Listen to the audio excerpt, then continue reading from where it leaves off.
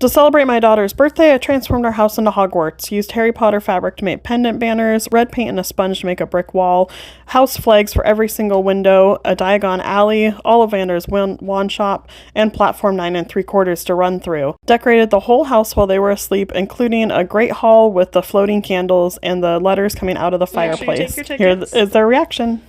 Which one's mine? So Maddie, you get a brand new bigger set. I'm gonna go to school. So come on into Ollivander's. Welcome to Ollivander's. I am Madam Minor. Mr. Ollivander is off skiing in the Alps. Okay. And we're really hoping that he doesn't break anything. Because when you come to Ollivander's, the wand chooses the wizard.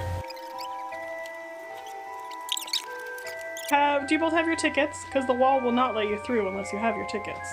I have my ticket. You have your ticket? Thea, you have your ticket? It's in your hand, Thea. All right, you ready to go onto the train? Platform 9 3/4?